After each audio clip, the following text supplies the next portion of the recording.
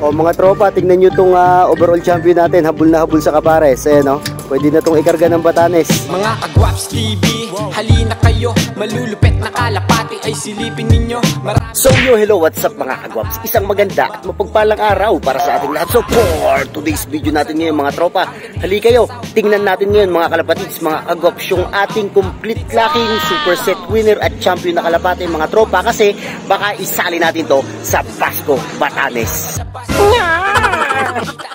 So liga na, kung gusto mong makita tong ibon natin na to, panuurin mo na to at baka panuurin pa ng iba. Let's get it on!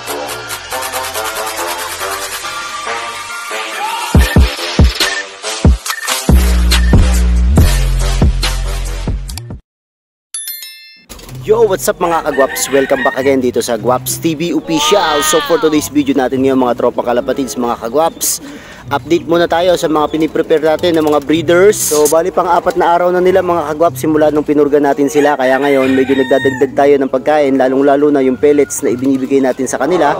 Kasi dito sila kukuha mga tropa para lalong masiksik yung kanilang mga katawan. Bali gagamitin natin itong mga breeder na to mga tropa kalapatids, mga Kagwaps, sa darating na 2024 North Derby Race mga tropa. Kaya tag-ulan na naman.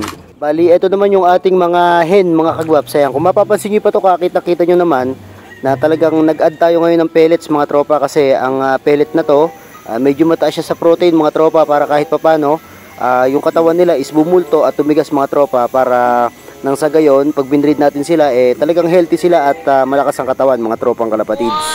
Almost 1 month na preparation na naman ang gagawin natin para dito sa ating mga breeder mga Kagwaps, para nang sa gayon makapaglabas sila ng mga malalakas na young birds. Kung ano yung ginawa nating preparation noong taong 2022 para sa ating 2023 North Derby Race mga tropa, yun lang din yung gagawin natin. Kaya more on herbals tayo para nang sa gayon makapagpalabas ulit tayo ng mga young birds na malalakas. Kaya kung gusto mo nang hindi masyadong magastos na pagbibreed, tama yung napuntahan mong YouTube channel, kasi dyan tayo magaling mga tropa. Ayaw ko kasi ng masyadong madaming gamot din na ibinibigay sa mga kalapate. Ang gusto ko talaga is more on herbals tayo. So nung nakaraang program natin, successful naman, nakapagpalabas naman tayo ng mga malalakas na inakay, at syempre nakapagpalabas din tayo ng overall champion. Kaya huwag kang mag-alala, ako bahala sa'yo pagdating sa herbals at sa hindi magastos na pagbibreed. Basta sumubaybay ka lang dito sa aking YouTube channel tropa. Syempre mga tropa, hindi natin pababayaan itong ating kalapate na si Speed. So ayan o. So ngayon medyo hindi natin siya natututukan mga tropa, gawa nga ng sobrang hirap ang ginagawa natin para sa ating mga pang derby race. Kaya itong kalapati natin na to is medyo tuwing tanghali ko na lang yata napapatuka sa kamay ko. Pero gayon pa man, kitang kita nyo naman na sobrang lakas pa rin yung mamarako. Saka ayan o. So sana mag-batcher na natin to para maihagis na rin. Grabe itong bata ko mga tropa. Ayan o, ongoing kami ngayon sa pagre-repaint ng isang lock dito sa amin. Kasi yung mga champion mga tropa saka yung mga breeders na ikukondisyon natin, dito na namin ilalagay. Yan, rumoronda rin pala ngayon mga tropa itong mga Maya Warriors natin. Yan, panuuri natin dito. Andito tayo sa baba, tingnan natin sila. Nga pala mga Kagwaps, mag-check pala kayo ng mga inbox nyo, lalong-lalo na sa mga nag-message sa atin sa ating Facebook page mga tropa. Kasi piniem ko na o minessage ko na yung bibigyan natin ngayon ng gift bird.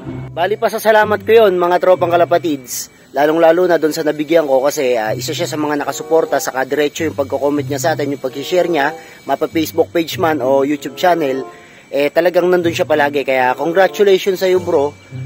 Check nyo na yung inyong mga inbox, kasi baka kayo na yun. Kung nag-share kayo, nagko-comment kayo sa Facebook page ko saka sa YouTube channel ko, i-check nyo yung messenger nyo at baka na-PM ko na kayo. So good luck sa inyo. Sana maparami nyo yung bibigay kong kalapate. Ayan, nagbabaan na rin mga tropa. Umiikot pa iba. Ayan o. So yung iba diretso sa landing board, tapos yung iba naman sumusobra sa sipag. Ronda lang ng ronda mga tropa. So etong mga to is ilalaban natin ngayon sa South Derby Race.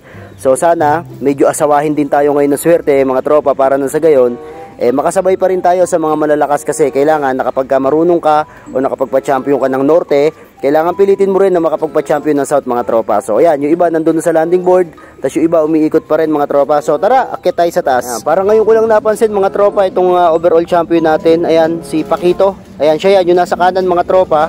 At parang naghahabol siya rito sa kaparis niya. So yung kaparis niya na to mga tropa, nestmate niya rin to. Kaya Pakito, line breed din to mga tropa. So magkapatid sila. Sabay silang pinisaan mga tropa, nestmate silang dalawa, pinagparis ko kasi sobrang ganda ng babae, kailangan niya ng motivation, kaya siya nakauwi mga tropa ng Cagayan.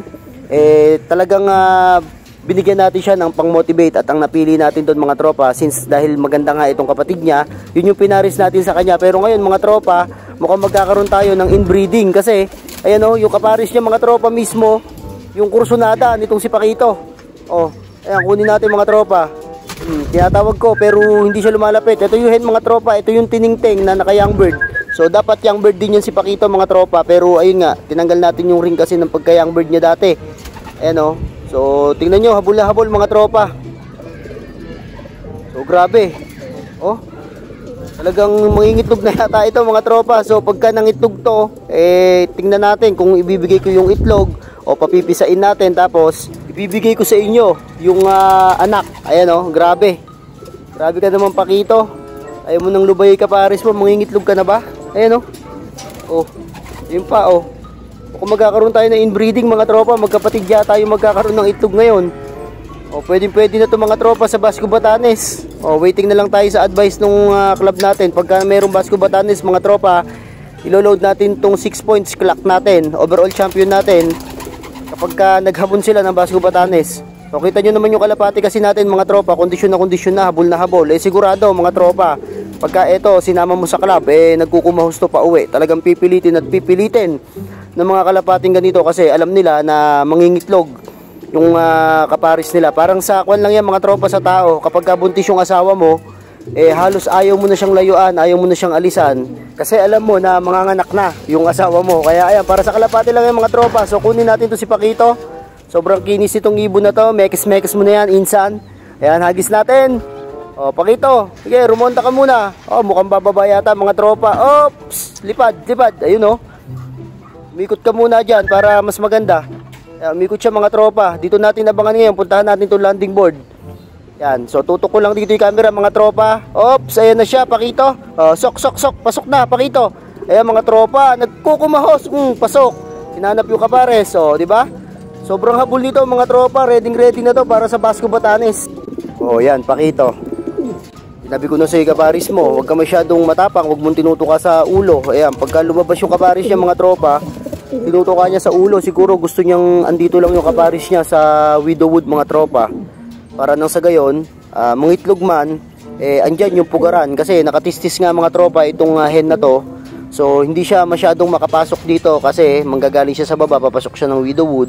So minsan hindi siya umaabot, kaya itong siguro si Pakito, ayaw niyang pababain yung kaparis niya. Saka hinahabol-habol niya mga tropa kasi mangingitlog na rin. Kaya sigurado ako mga tropa, pagka ito ikinarga sa loading station, mataas yung motivation mga tropa na nararamdaman nitong si Pakito. So yun mga tropa, ito muna yung update natin. So dito ko natatapusin to. Bye!